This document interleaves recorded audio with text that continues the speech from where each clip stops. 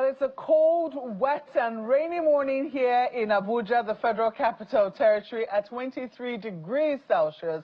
Good morning and welcome to your daily dose of sunshine, Sunrise Daily. I'm Maupe Ogunyusu. And I'm Ayo. Marking it's 26 going 27 degrees here in Lagos. Well, talk about the coldness. Don't forget, Maupe, it's still your daily dose of sunshine. No matter how it feels, the sun rises every day. Welcome to the show.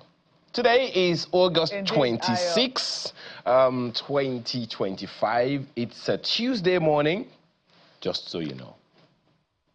I mean, we don't call him the date and timekeeper for nothing.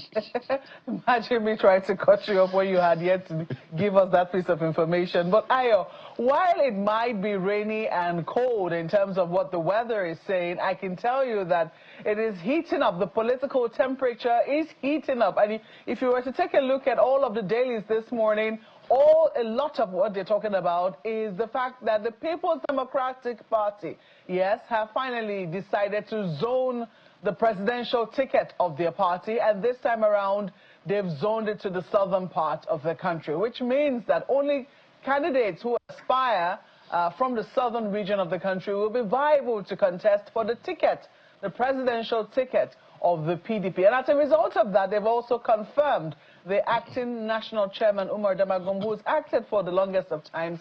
He is now the substantive chairman of the People's Democratic Party. Of course, there have been quite a number of reactions, the most primary of which has come from the aide of the Minister of the Federal Capital Territory, who says that now Mr. Minister Nyesom Wike has now been vindicated. But then there'll be questions as to now that he's been vindicated with this call for presidency being zoned to the south, or it being the turn of the south, will he be able to support the presidential candidate of his party, given the fact that he has openly declared his support for President Bola Ahmed Tinubu, in whose government he's serving? But just in case you're wondering how it went down yesterday in the PDP meeting that was held where this announcement was made, here is a summary of what transpired here in Abuja.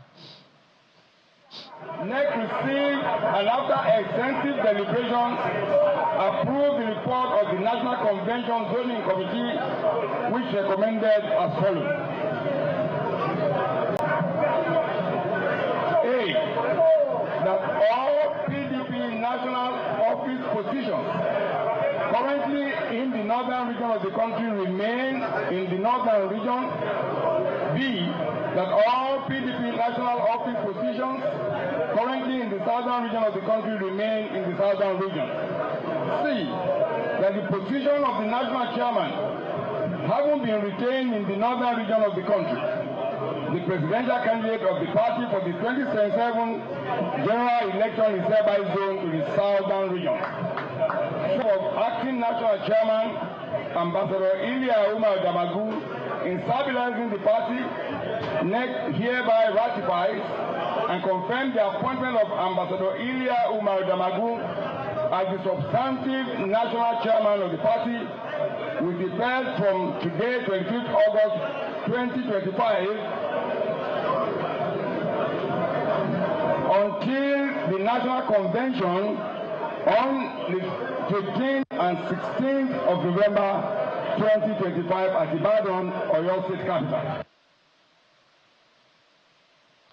So it's a countdown now to the 15th and 16th of November when the People's Democratic Party hopes to hold its national convention. But that's the voice and the picture of the national secretary of the party, Mr. Debo Ologunagba, who made the announcement yesterday. But a number of other issues have been brewing in the polity. The Nigerian Bar Association has been holding its annual conference in Enugu after much ado, and we've heard that very rousing speech given by Mr. Julius Malema, who came all the way from South Africa. Quite a number of issues he's raised around Pan-Africanism, etc. But sometimes Nigeria seems to be so consumed in its own local matters that we sometimes fail to look outside of, outside of our country, outside of the shores of our country to see what the bigger picture would be. This question or this talk around Pan-Africanism seems to have quietened down a great deal It's unclear how, whether this is going to start anything. It's very unclear. But let's take a look at a few issues. And this morning, we're joined by none other than a senior advocate of Nigeria, Mr. Femi Falana, who's not been quiet on internal and, of course, external matters as well. He joins us virtually all the way from Enugu. It's so good to see you, sir. Thank you so much for joining us on Sunrise City this morning, Mr. Falana. Thank you very much. My pleasure to join you this morning. Indeed, and all the way from Enugu as well. So thank you for taking time off that particular conference. How has it been going, though? I mean, we saw all of the controversy that preceded the conference eventually being hosted in Enugu. Has that in any way darkened the conference in any sort of way? Well, I think members of the Nigerian Bar Association who are attending the conference have try as much as possible to ensure that the conference is successfully held, the security was assured, and we have not had any incident. In fact, yesterday, there was no sit at home in Enugu State, and for many of us, that was quite a surprise, because the information before yesterday was that, on Monday in the entire Southeast, nobody can come out, but there was no harassment of any sort yesterday. So I think to that extent, the state government has tried as much as possible to ensure security in the state. And then my colleagues have also been impressed by what they have seen here. Why the governor has been, or the state government, hasn't really been making a lot of noise. And we can see some evidence of governance there, I haven't gone out of Enugu, but Enugu, for me, is one of the neatest, cities I've been to in Africa in recent times. So I think there is some, and the governor came to address the bar yesterday to showcase his achievements, and many of my colleagues, were quite impressed, So I do hope that for the rest of the week, our colleagues will be able to go back determined to actualize the resolutions, that will be announced on Friday, the end of the conference. Because before now, we attended conferences where at the end of the day, nothing will happen. We hope this year will be different as regards to the challenge in the keynote address by Comrade Julius Malema, and that has been the trend. Yesterday we discussed the economy of the country, and I do hope, that upon the conclusion of the conference, Nigerian lawyers will go back to their respective branches and perhaps this time around get more involved in the public affairs of our country. Because lawyers are said here to be the conscience of the nation. If you are going to be the conscience of the nation, we must be ready to determine social justice, human rights, and of course, Pan-Africanism in the interest of our people. Indeed, well, quite a number of issues. I mean, you spoke about the economy, and the economy has been on the forefront in recent times, and I'm sure that you've had opportunity to contribute in more than one way on your thoughts on certain things that have happened within the economy. Particularly seizing the headlines in recent times has been this conversation around the salaries of public office holders, which has now come up for re-evaluation by the Revenue Mobilization and Fiscal Allocation Commission, RAMFAC, which says it wants to take a look at the salaries of public office holders, as well as, the distribution of revenue amongst the 3 tiers of government.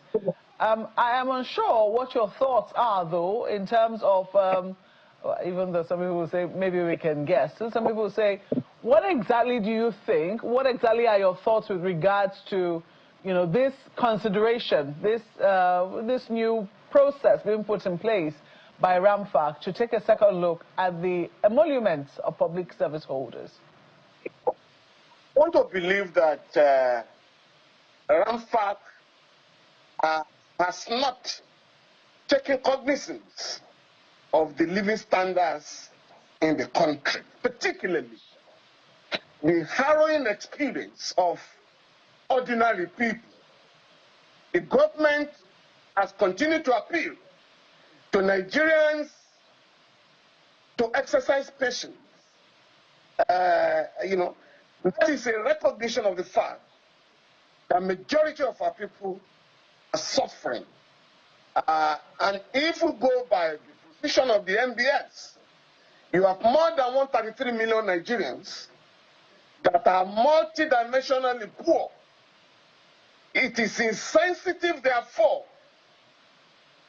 for any agency of the government, particularly RAMFAC, to suggest that there is going to be an upward review of the emoluments of public office. I therefore want to believe that RAMFAC has decided to comply with the judgment of the Federal High Court in the case of Chima Ubani and the National Assembly, as well as SERAP, AIE, and other organizations that sued the National Assembly to justify the unconstitutional award of humongous salaries and allowances to the members. In that case, the Federal High Court ordered RAMFAC to review the salaries of legislators in the National Assembly downward to reflect the economic conditions of the country. At the material time, I think the monthly salary was about 13 million naira. Today, for a senator, we have been told that the monthly salary is 21 million naira. That was not fixed by RAMFAC, contrary to Section 70 of the Constitution. Other agencies have had to fix their own salaries outside the public structure. So if RAMFAC is going to review the salaries and allowances of public officers, it must take into cognizance many other factors, including those who have awarded salaries and allowances to themselves, Estaco paid to public officers in Nigeria, how many times public officers can travel abroad in a year, security votes, which are now only paid to governors. They are no longer paid to governors alone.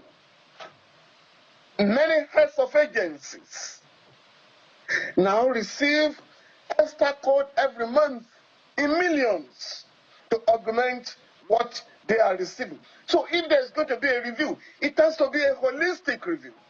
It must reflect decisions of the courts, including courts that have declared payment of Estaco illegal. So you cannot, in a democracy, have funds that are not accounted for.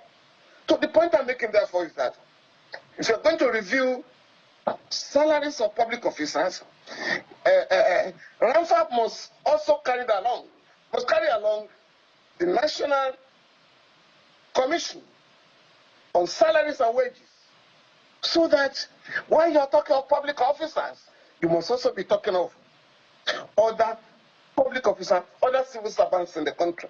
So we're not talking about elected politicians. And RAMFAC must take into cognizance that President Muhammadu Buhari in 2015 slashed his own salary and that of the vice president.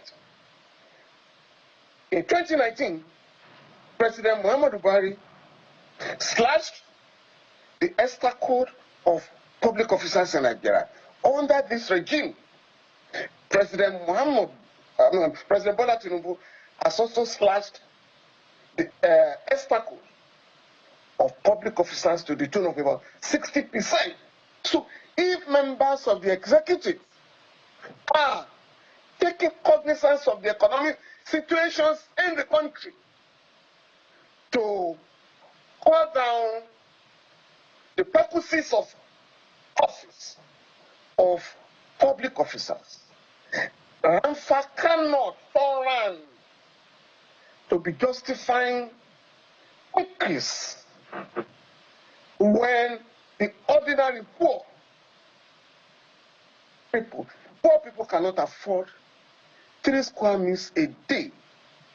Many of them cannot send their children to school, and they cannot afford medical bills. That is not the time for public officers to want to justify increasing their stupendous salaries and allowances. So I am very confident that Ramsak will have to review his position so that you do not further provoke the Nigerian people. And that's the way I look at it. Mr. Falana, if I may, I just wanted to, chip in the fact that, if I heard you correctly, what I seem to be hearing is that you're asking for a holistic review. Is that what that's what you seem to be saying? That perhaps some might need to go up. In the country. So, would you agree that some might need to go up while others are reduced? Perhaps majority are reduced? Is that what you're saying, sir? Yes, for sure. Once you devalue the currency of a country, you make it impossible for civil servants to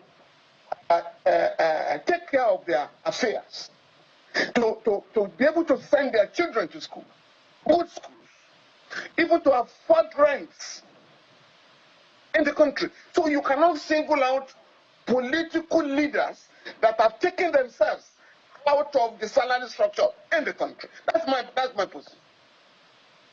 All right, I know Ayo has questions for you now. Ayo, over to you. Thank you, Malkwe. So, Mr. Falana, is it a fair balance then? I mean, you've called for attention to the social investment program, saying that in fact, the word you used was the paltry sum of 32.7 billion naira for the implementation of the National Social Investment Program, and you're calling for more investment into it. If that investment is made, do you think it's a fair deal of sorts? Do you think it's possible to create a fair balance between what the Nigerians get, the underserved Nigerians get through the social investment program, and the increase to the salaries of political office holders? Because there are those who have said that even now there are some government officials who are earning way more than the President of the Federal Republic of Nigeria, irrespective of whatever other benefits there are.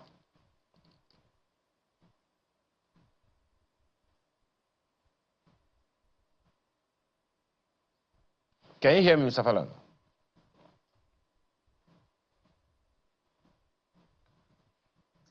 The National Investments Program of the government was translated into law. It was made into law.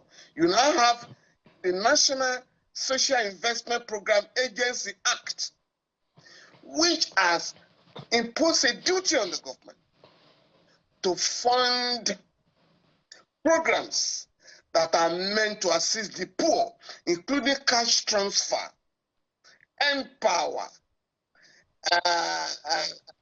provision of a meal a day, nutritious meal a day for primary school pupils, to encourage school enrollment.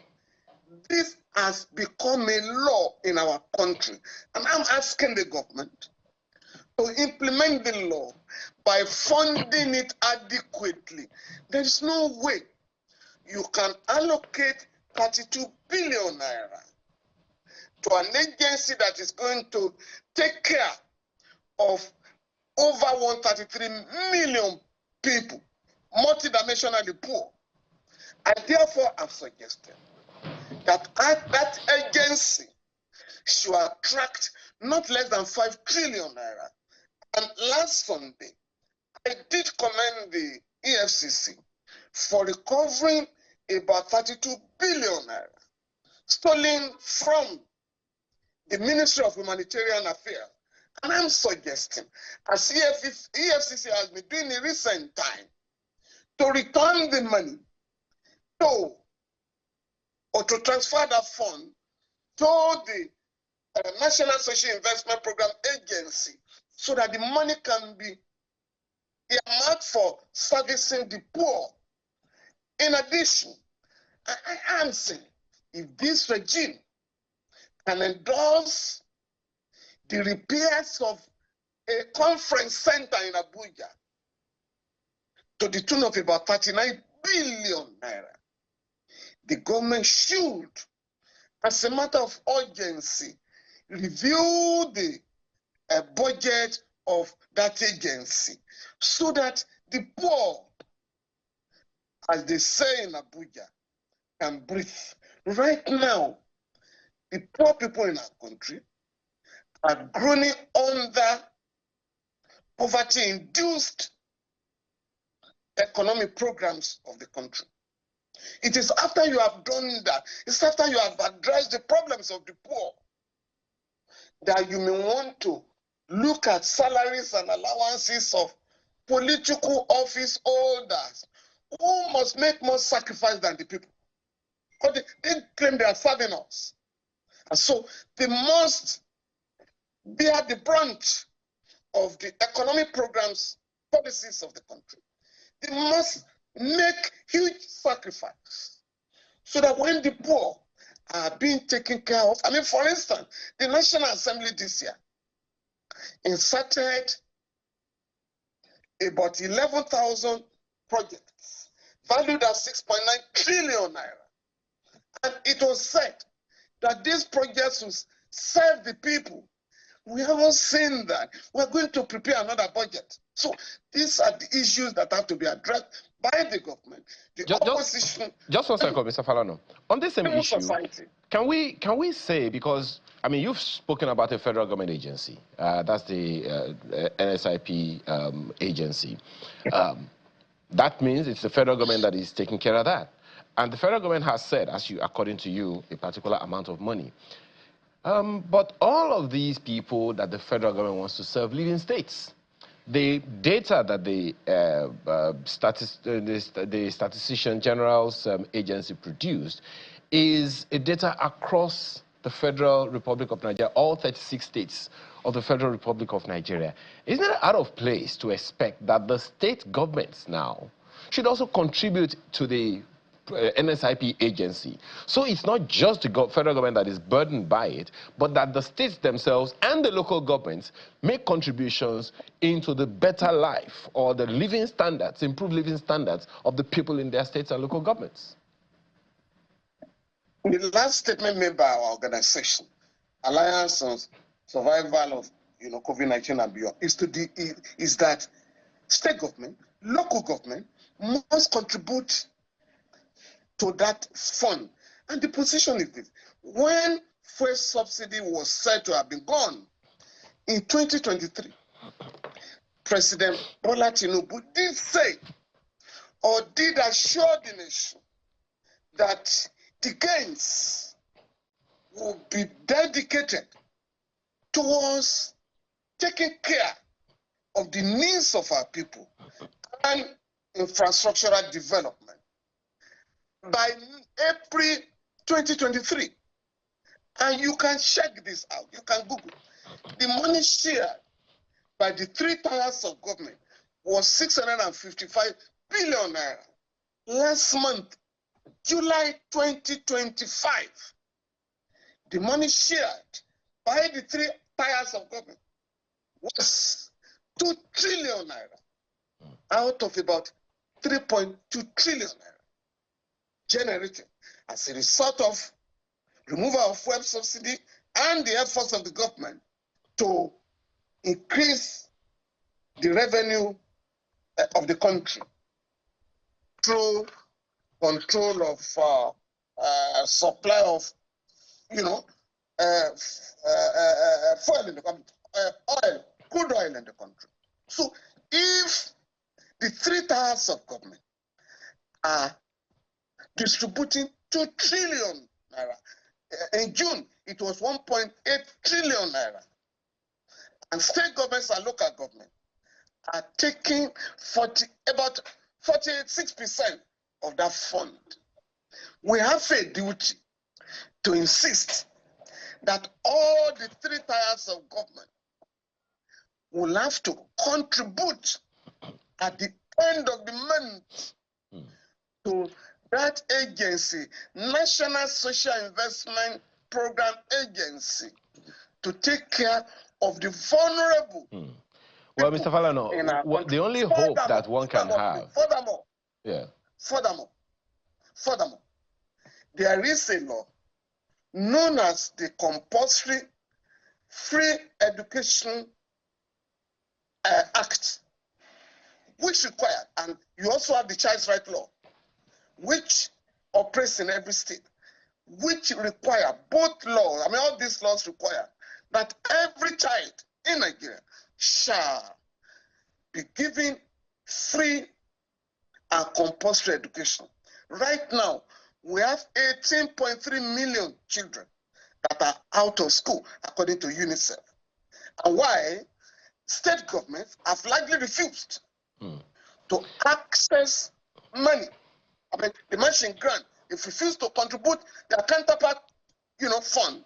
Apparently, Mr. Falana, there are so many issues on this matter. The children of the poor on the street. Yeah, apparently there are so many issues to touch on as far as this matter is concerned. And the fact that, I think it was even some of the states themselves that came out back in time to say that the data that the NSIP was using in the previous government wasn't the correct one, and they were trying to, whether or not they have done anything about that, how far that has gone, I guess we have to wait and see. We hope that when you come back from the conference, Mr. Falana will be able to engage you again. We have to bring you into the studio to have conversations with you on this and several other issues. Thank you so much for your time this morning.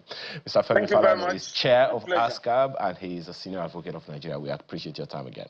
Needless to say, politics is already in the air, but there was something that I held recently, and that's the local government elections, and of course there have been by-elections. And one wonders if we have learned any lessons from some of the experiences that came from that conversation. Well, our perspective this morning is coming from Edo State, where an APC member, Abdul Oyakire, is joining us virtually to have conversations on the matter. Thank you so much for joining us this morning, Mr. Abdul. Good morning, and thank you so much for having me on your program. Interesting. So, well, first of all, you know, as well as everyone else, that there have been concerns about the fact that the only party that wins elections at the various local government areas are always the same, the political parties. First of all, what's your assessment of that position? Is it a confirmation of the popularity of the party, or is it just the influence, what they call the incumbency factor, that is always playing up? All right, thank you so much for that question. Good morning, Nigerians. Yes, it is seen as a pattern sometimes that the ruling party clears up local government elections.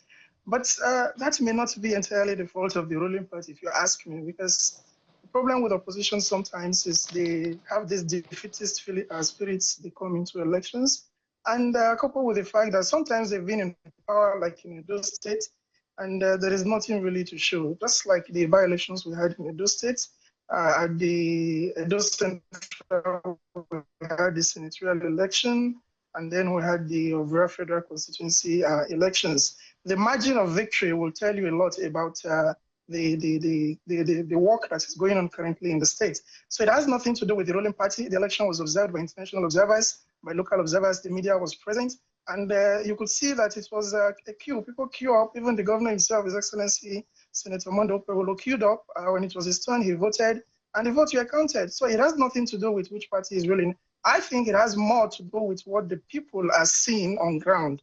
And if you see the turnout, the victory at Edo Central is over 105,000. And that tells you clearly that there was a massive turnout in spite of it being a by-election. And then the running candidates for the election in the opposition party had barely about 15,000 to go with. So when you look at the trajectory of the election and the polls, it tells you that there is an acceptance of the ruling party. The governor has been in office barely around 8 months or thereabouts, but from what we are seeing on ground, we can tell you clearly that he's taking a cue from the governance of the federal government, His Excellency Senator Bola Ahmed Tinubu. Would you also say, Mr. Yakiri, that it's the same scenario in states where the APC was not the ruling party, or rather is not the ruling party, yet the APC lost in those states? Are you saying, is it because the APC does not have structures? Is it because they are structurally weak in those states as well? Yeah, you know, governance is about being close to the people. You'll find out that sometimes at the federal level, there might be some little gap which the state governors exploit to become close to the people. So the people sometimes follow what they see. They judge based on what they can feel. So when you have state government, sometimes it has a way of winning the emotions of the people. And unfortunately, the Nigerian voter is one that is largely influenced by emotions rather than of policy, of direction, and of vision. So you find out that we tend to always want to judge by what we see, and that influences the polls sometimes. But in the case of Edo State particularly, it was as a result of what was on ground or what is on ground, and it's still being developed. And the people saw it, and they came out in mass. One would have expected some form of voter apathy during the polls, but against that, you'll find that there was a large turnout of people coming out to vote. And the numbers will continue to grow as the polls continue to come. Well, Mr. Yakiri, you also do remember, and this is something that you're not hearing for the first time, that one of the concerns so many people have expressed is that the polls usually come out that way simply because it is the state governments, federal, be it executive, legislature, or judiciary, it is the state government that funds the elections into local government administrations, and consequently, they have a way of ensuring that they get, ROI on their investments. Yeah, sometimes people make these accusations, but they are largely unfounded because funds are bought. Sometimes the candidates are seen going to purchase their funds. The campaign, yes, you can say the ruling government sometimes join in this campaign, moving from word to word, but that does not mean, it's going to be casting aspersions to say that sometimes finances are used to support these elections. These candidates float themselves. The governor of Edo State, for instance, he ran the election from an opposition party in the state, and he won the election. So if he could run from the opposition, you cannot say, therefore, that state funds are involved in these elections. I think the people are just comfortable with what they are seeing. It is an attestation of what is going on at the state level and at the federal level. Yes, we have not attained the perfection, yet, yes, El Dorado is still far from us, but definitely we are taking small steps, and these small steps are going to culminate into great results. I'm pretty sure Malqua will be taking you up on some of those issues later on, but let me take you on a second matter now about the administration of the president at the federal level. There are a number of concerns that you have heard that people have expressed as far as the federal government's influence or impact, the impact of the policies of government, the federal government on Nigerians are concerned. Which one of them have you had, and which one of them touches you the most? You want to say you don't agree with this one or you agree with this one? Which one of them? I have a list, but which one have you heard that you think concerns, that gives you the most concern? Perhaps because you think people misunderstand the initiatives of government, or you think, okay, maybe they have a case, but they just don't understand.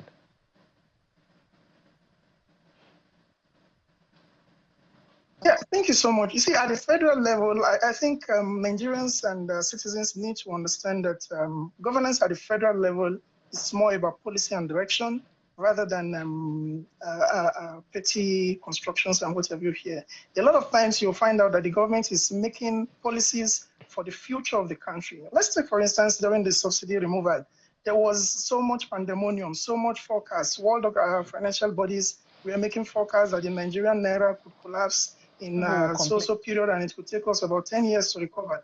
But today, we are looking at it, and everyone is seeing the gains. The allocation, we just had Falana, SAN, a statesman, speak about how the allocations from the federal government to the states and the units has now gone up to over 2 trillion naira from 650 billion it was before the subsidy removal. So I think, yes, the federal government has a role to play, but we must also hold the subnational units to account for what is going on in their states. The revenue has gone up in the states, and quite frankly, the Naira has also been doing very well.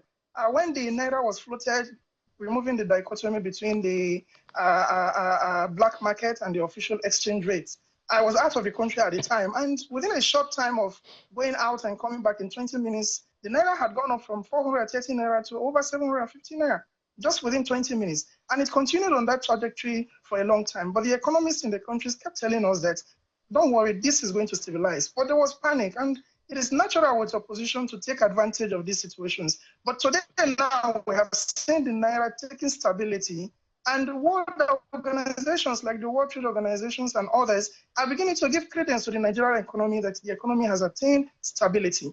Now, to say that an economy has attained stability may not be properly understood by non-economists. But if you meet an economist or someone who follows the financial system and it tells you what it means to say an economy has attained stability, then you know that it is now time for growth. So these are some of the policies that we are looking out for. Yes, there was also the issue of the removal of subsidy, and one of the pushing effects was the enhanced re-rolling out of the CNG gas. Now, so far there is a plan that by Q1 of 2026, over 500,000 cars will have been exported into the CNG program. But Nigerians need to understand, for those of us who may have forgotten, the 2008 crashing of the oil price met the country in a very big, gave the country a very big blow. Our reserves had depleted from $62 billion to just about $30 billion. So if we did not remove that subsidy, another downturn of oil prices would have seen that Nigeria would have been in an economic crisis. But today we get forecasts that the economy is doing well, and that even inflation rates came down. Last month it came to around 21%. While countries like Turkey in Europe and Asia are struggling with about something percent of inflation rates. So I think the economic policies of the government is an evolving system. It is work in progress. And it is on us as citizens to be patriots to the country. You see, I listened to Julius Malema. You talked about the NBA conference. I took pains to listen to his entire speech. If there is any staunch critic you would know of the South African governments, it is Julius Malema. But when he wanted to speak to the NBA at their conference, he did not criticize the country. He did not criticize the government. Rather, he spoke about issues, the issues, just like xenophobia, for instance, and he criticized those issues. So I think Nigerian critics need to learn to become more patriotic in their positions. Nigeria as a nation is for all of us. We must come together to support the president. He is doing a lot in so many aspects. Is it the healthcare sector? Recently, the social safety net for retirees who are earning low income have now been given free healthcare. A lot of programs in education. We have the NEL Fund program that is going to see over 1 million students have access to education, and then later they can pay back. So there is a lot going on with the government. But I think we should give credits to the government for what it has done so far, even though there is a lot still being expected from the government. The government is on, it's just about 2 years, and it still has a lot. Just 1 second, Mr. Yakire, if you can hear me. Perhaps the issue is not whether or not the president is doing anything. Perhaps the challenge is no one is communicating with the people. Throwing out data of what is being done is one thing. Being trusted that your data is true, is impactful, is another thing altogether. I had a conversation with Mr. Babatunde Fashola some weeks ago. One of the things he said was that, look, it's an open secret that governments do not communicate. It sounds to me, I mean, it's not a vindication that he said, it's just saying that that's a challenge. The executive head of any organization or of any agency can be doing all the wonderful work, but there is supposed to be a system to ensure that people have a buy-in into whatever the government is doing. But we're not seeing it in this government. The last time I recall any government communicated with the people was the Babangida government of the 80s into the 90s. These days, we don't have communication. People literally have to glean information, even at the state levels as well. People don't communicate with the people. So how can people trust that any government, even the federal government, is doing anything when all they see are just figures? No one is communicating with them. Thank you so much for that question. You see, communication is in at least two fronts. Firstly, is the verbal communication, and then second, it's the action communication. Everyone would attest to the fact that the price of commodity, let's pick rice for instance, at some point in this country, the bag of rice was selling for over 100,000, 110,000, for instance, in Benin City. But today, that same rice that was selling for over 100,000 is now selling for 60-something thousand. That is one of the most effective ways of control. Yes, security is a challenge today, but you will agree with me that it's no longer as bad as it was before. That is communication. I think maybe what you want to say is the government is not spending state funds publicizing what it is doing, in which case it will not be in the interest of the people. The information is out there. It just takes the interest. And this, again, goes to the problem of patriotism we talked about. You see, bad news or negative information easily spread. You'll find that if you check an average Nigerian blogger's page, check this page, go through maybe 50 posts, 100 posts. The posts that are about Nigeria are mostly negative. So when the positives come out, you don't find people promoting them. And it is easy to be an opposition, to be honest with you. It is easy to find people who tell you, oh, I'm an opposition, because as an opposition, it's easier for you to just speak with reflex action without careful reflection and thoughtfulness. You say a bit on the social media and then you get off it. But to speak on behalf of the government, sometimes you require the facts and the data. And that is why we always implore Nigerians that do not always spread the negatives about the country. Sometimes go out for the positive. The president is doing a lot. Sometimes you find him traveling to big countries like the United States or going to small sovereigns like St. Lucia. All of this is to build the international image of the country. And while the president is making that effort, you find out that Nigerians are not so patriotic enough. The first thing you will meet in Nigeria, I have traveled to several countries, and in most of those countries, when you meet Nigeria and you ask them, how is Nigeria? The first thing they tell you are the negatives. Every country has a negative. I cannot remember a country I have gone to that do not have potholes. I cannot remember a country I have gone to that do not have political issues. But the problem we have in Nigeria is when it is time to build, just like now, the elections are still far away. It is time to build, but you find out that we continue to bask in the euphoria of political discussion, politicking, and so we spend the entire time talking about politics and the intrigues of politics, when we should spend that time in construction. Most times people will say that perhaps we should put that, Mr. Ayakire, if you can hear me, some people will say perhaps we should put that squarely at the feet of politicians who spend all of the time and who spend a huge time politicking, even right after the election. Take, for instance, the president. If you come here to Abuja, it will surprise you how many billboards you will see of the president and of people who are asking people to vote for the president or who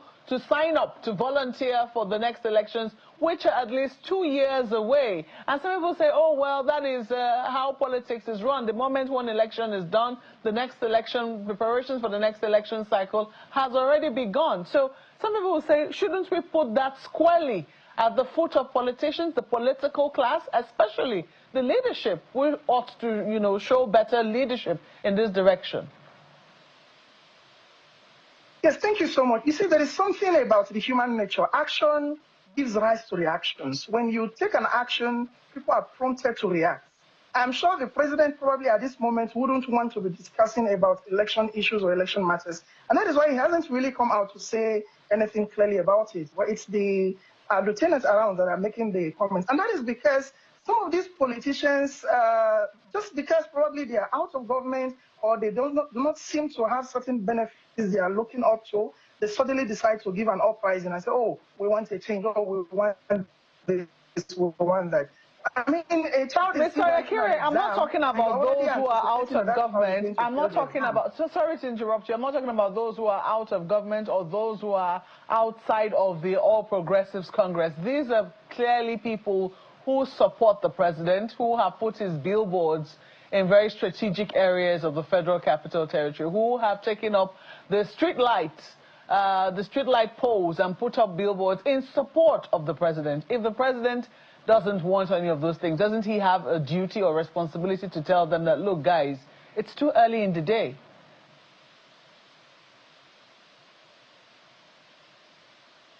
actions precedes reaction.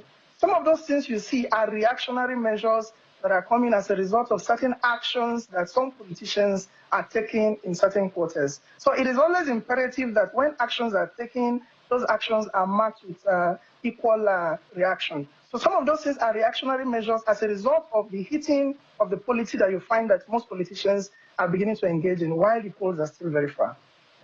Well, you were speaking of the economy, and you were talking about how the economy has stabilized, etc. I know some people will say, yes, indeed, this is true. At the macro level, we're seeing quite a bit of stabilization, and this has been attested to by many institutions, even outside of Nigeria.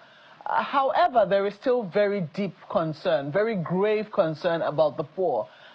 Many people are still finding it very difficult to earn enough to maintain a decent standard of living. The 70,000 naira minimum wage, a lot of states are still struggling to be able to meet this new minimum wage. A lot of people in the private sector as well are yet to meet up with this new minimum wage as a result of the fact that the earning capacity of the economy and of many many an enterprise is yet to be able to accommodate this earning capacity sufficient enough to be able to meet these obligations. So what would you be saying to government at this time to make it easier for people to be able to feel the trickle-down effect of this stabilization which we're seeing at the macro level? Yeah, thank you so much. I think I like the word you use, talking about yet, that their income is yet to meet up with the demands of the economy. Policies do not just manifest overnight. These policies take time. Let's take the case of Singapore, for instance. When Lee Kuan Yew was transforming the country, it took him a long time. And today they are now one of the first world countries, moving from the third world countries. They paid the price, and that price was the price of patience and understanding with the government. I think the problem Nigerians have is not that they do not believe in the policies of the government. The problem sometimes is they do not know if the government is being sincere. And from the move the government has made so far, we see a lot of sincerity. I mean, programs like NENFOD, these programs are not for the rich or the well-to-do in the society. They are for the common man. Giving loans to people to go to school. When you graduate, you are working, you can repay back the loan. In fact, you can never actually really repay back that loan. You know why?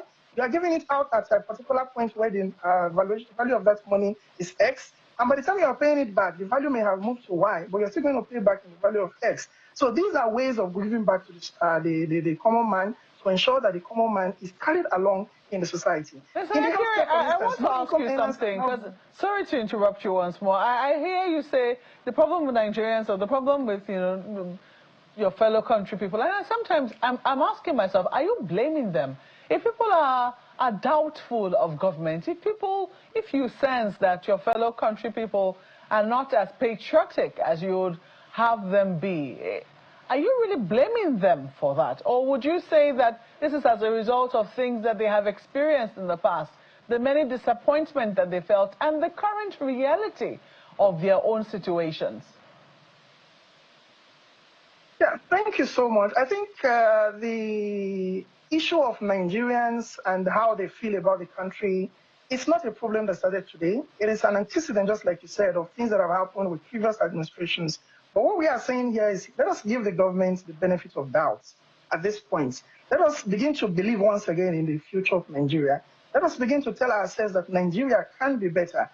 The idea of being pessimistic in approaching issues has done more damage to the country than we can ever imagine. If we must have Nigeria get to where we want it to be, it is not the job of the president alone.